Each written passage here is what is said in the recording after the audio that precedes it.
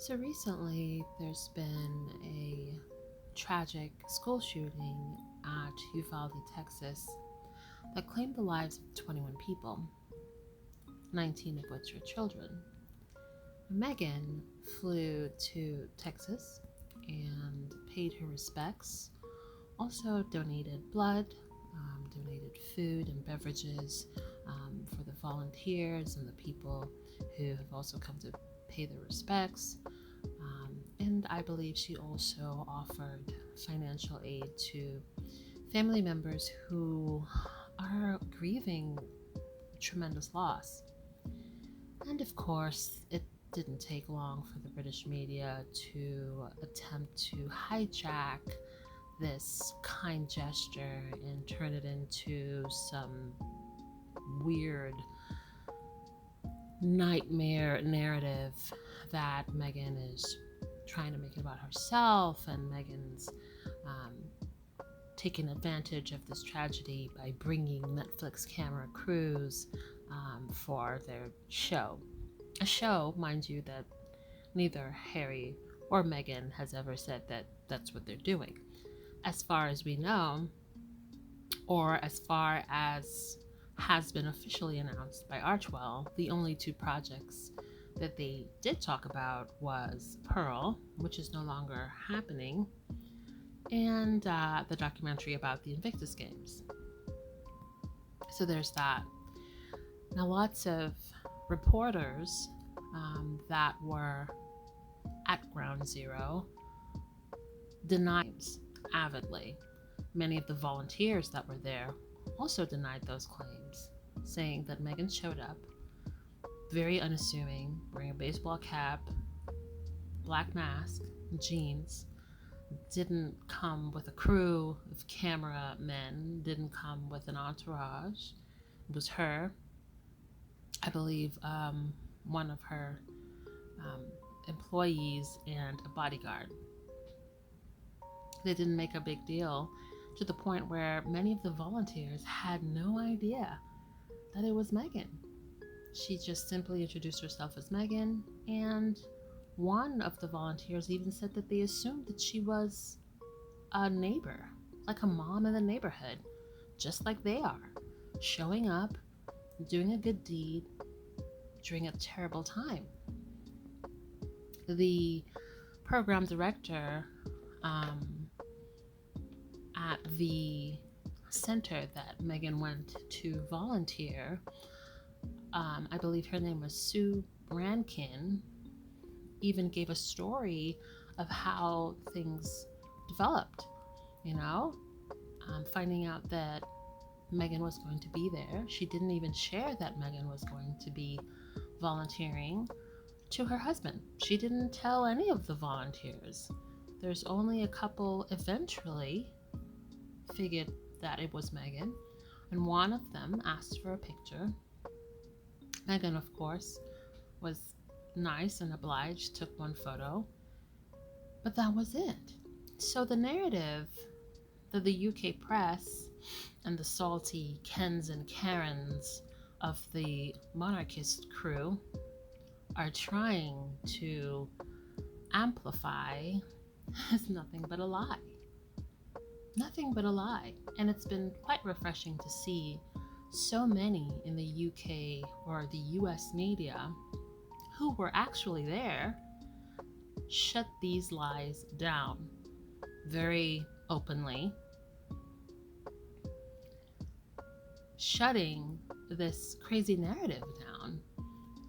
And I mean, how sad is it that you have family members who have lost their loved ones, who are grieving, felt the need to respond to these vile trolls trying to hijack this good deed and make it into something so bad. They felt the need in the midst of their grief to say, hey, cut it out. That's not the case. She showed up. She was very nice. We appreciate the gesture. She even offered to help us out, and we are thankful that she came. In the midst of grief, they felt the need to do that. That tells you how overwhelmingly toxic and loud and noisy these hateful people can be. But even with the noise and nonsense that comes from these people, it's been refreshing to see so many Americans and people globally calling out the nonsense and saying she's just using the resources that she has at her disposal to help out. And any way you slice it, it's a positive thing. Had I had Meghan's resources, I would have loved to be able to go to Texas and give back in some small way.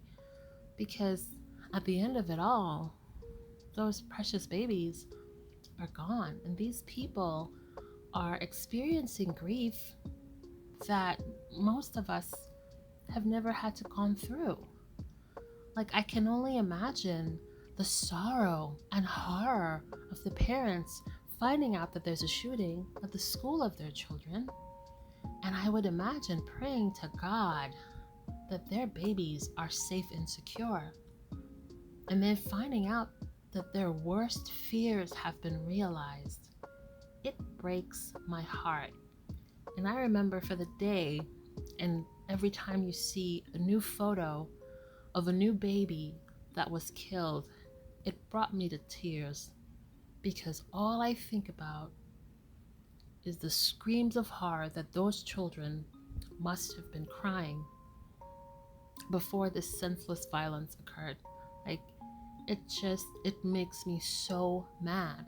And the news updates that have been coming out about the way that the police responded, or their lack of response, just makes this terrible situation 100 times more frustrating and anger-inducing.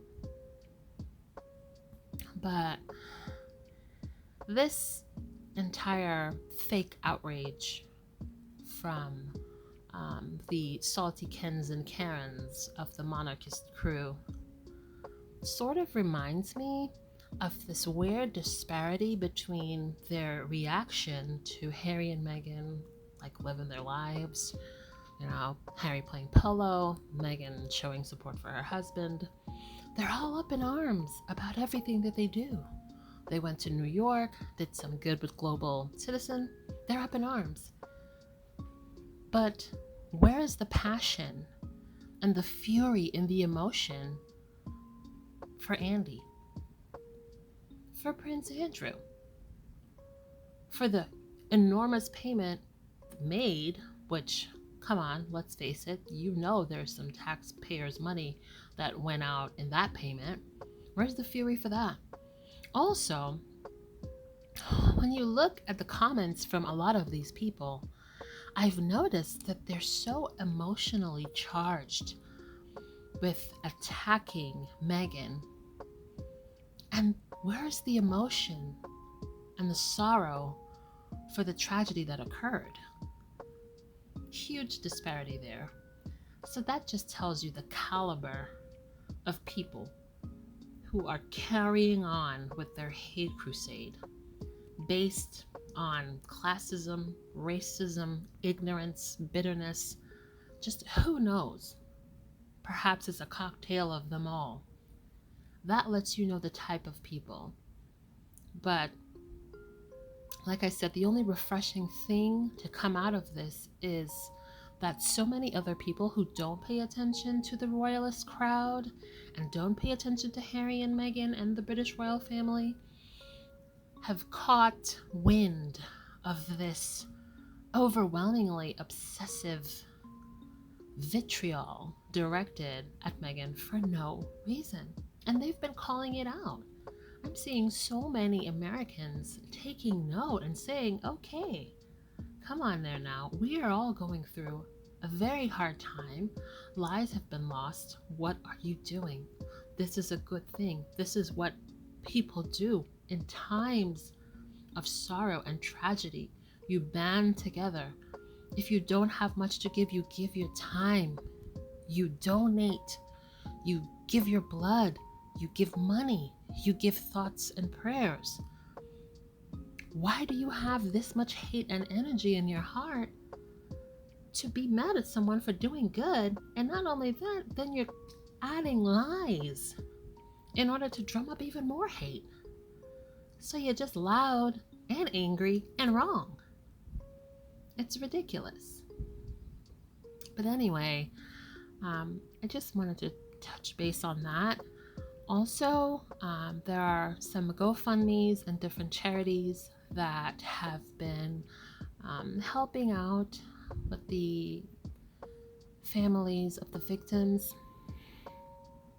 And I don't know if you guys know, but one of the teachers who lost her life, her husband died of a fatal heart attack not 2 days after her untimely death.